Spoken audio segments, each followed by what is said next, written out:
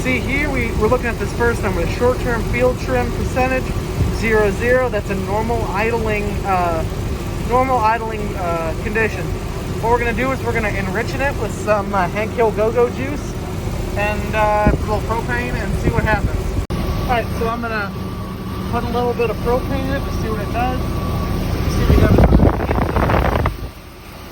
So, watch the reading. The short-term field trim.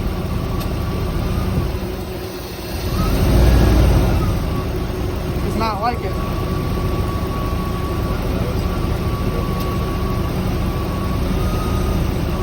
Because this is a spedensity system, it's not changing it that much.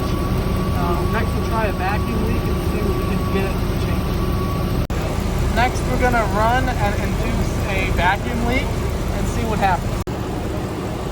Alright, so now what we're going to be doing is we're going to be pulling a vacuum line to see if that changes anything on the speed density system. So I'm going to reach back behind here. You can see where my hand's at. I'm going to go ahead and just yank the line. The idle will change. Actual idle speed will increase. You can hear it. If I hover this back over, you can hear it suck back down and the idle speed will drop back. You're good.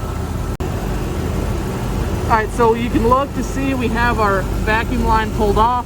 However, our short-term fuel trim here, it is actually not being shown. There's a common misconception, being this is a speed density system. A vacuum leak has little to no effect on the short-term fuel trims of the engine. So if you're ever doing this at home and you have a scan tool, make sure you research what kind of system you have and make sure it doesn't dilute your results for your testing.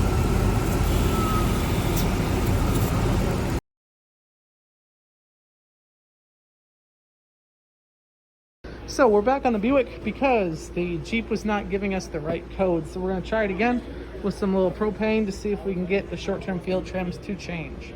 So we're going to look at the short-term field trim and they're going to give it some propane and see what happens. Oh, it did not like that very much. It did not. You can see the more propane we give it, the richer it gets. So we're at -18. And you can see that little graph line on the short term. Oh, it's also messing with the long term. I've created a vacuum leak by pulling this little line right here out of this little hole. And you can see that my short-term fuel trim is going positive now, but you can see the different spikes it'll have associated with it. With the car running, I have my temperature gun here. We're going to be looking at temperature of pre-cat and post-cat for a 10-minute period, and we'll record the results and show you after. The beginning temp is 70.3 degrees for both sides.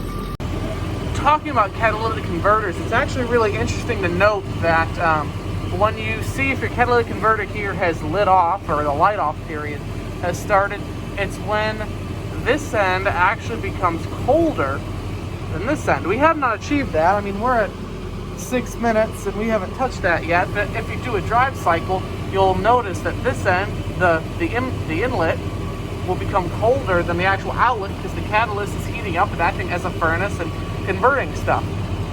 So that is how you can tell that the cat has lit off or not. So in talking about this lab here, you can see that we have a pre and post measurements here. I'd like to point out is, once we know that if the cat lit off or not, I said before, you're going to see this measurement become smaller than the post measurement. That means the cat's lighting off. Interesting down here is it started to, but we didn't continue the test. 2,500 RPMs. We started out the pre being 264 and the post being 240. By the end, it was topping out at about 400 degrees on the pre, and at the post it was just barely hitting 270. So I think around here, this 5-minute mark, we almost had a light off period, which is really interesting to see. If we kept going, I bet we would see the catalytic converter light off. For this test, I've created a lean condition. We're going to see how this affects cat temperatures. So you can see I'm going to show you what the catalytic converter light off looks like using a temperature gun. If you look up here, you can see that reads 229, 230 right there. And if I go over to this side, you can see it's going to read 300, almost 400 degrees on this side. So that tells me that the cat's working and it's in light off right now. This is our lean results. Now my handwriting's pretty horrible, but what I'm going to show is the graph and readable numbers. But all our results bounced around for a little bit. The vacuum leak caused erratic measurements throughout the entire testing. So we're going to go ahead and show you a graph, and we'll show you the numbers.